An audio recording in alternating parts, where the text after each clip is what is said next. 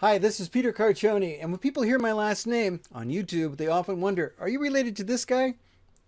From the produce market, Green Grocer Joe Carcione. Yes, I am. That's my grandfather, and I'm here down at the San Francisco Produce Terminal walking around because I want to introduce you to someone really special.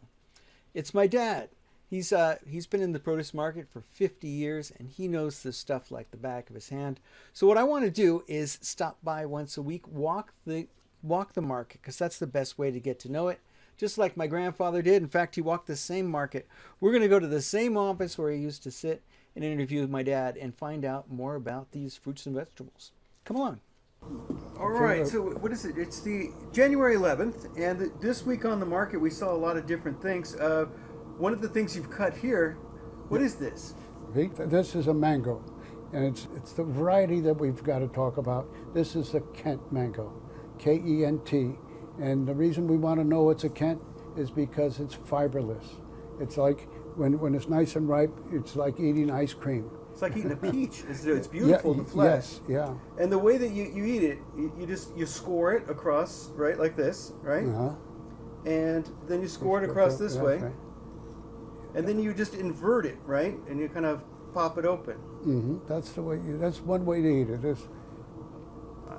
I think that's the fun way to eat it. You just make it like that. Yeah, you get a messy face, but it does look like it's going to make a mess. We'll do that off camera. But that's an interesting. And oh, it smells so good. And people do eat it like that.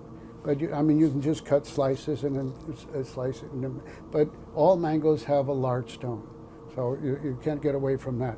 But the Kent mango is fiberless, and it's available now, and it's going to be available for the next couple of months.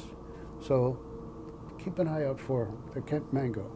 So I was also excited to see that artichokes are starting up.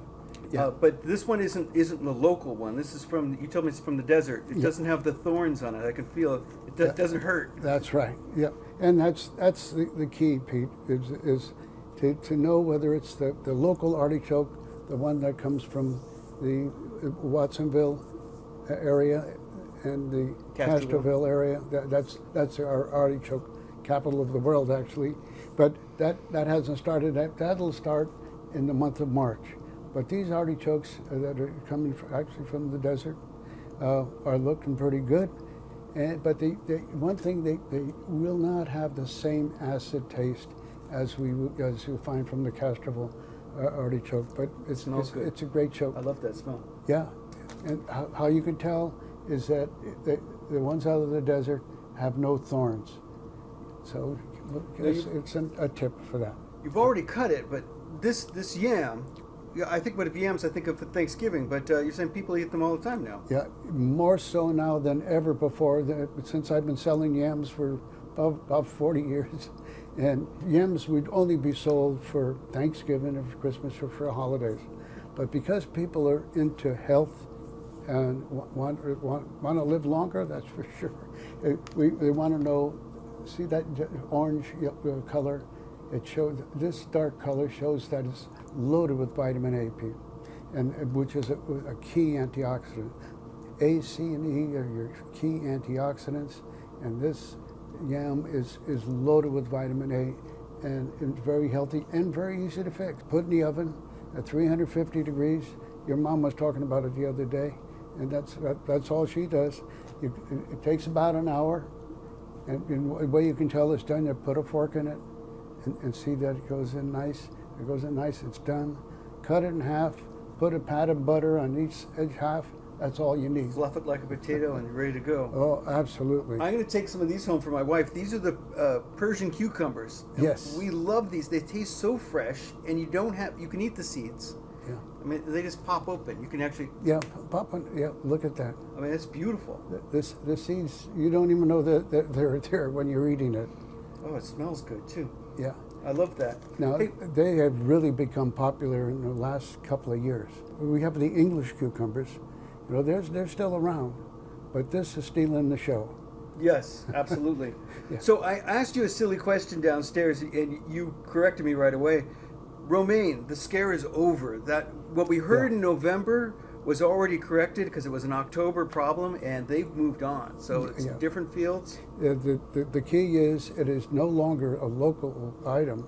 It's now, romaine is all coming from, all the greens have switched to Arizona. So the Yuma is where all your lettuces are coming from now. It's really too bad that the information about the problem, we could not isolate really where it was. So all the romaine was destroyed, and a lot of farmers got hurt.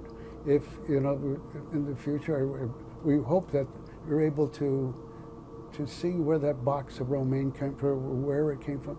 Nowadays, by law, all the items that we sell on the market must have the source on it. The sticker, yeah. Yeah, exactly. Where the source was, so you can trace back any problem like E. coli, and hopefully we don't have another scare like this again. It was just one small farm in Santa Maria, and it's over with. So if there was one positive out of it, it's made everyone shift. And I started making my son's sandwiches with butter lettuce, and he said, "I like the taste of this better."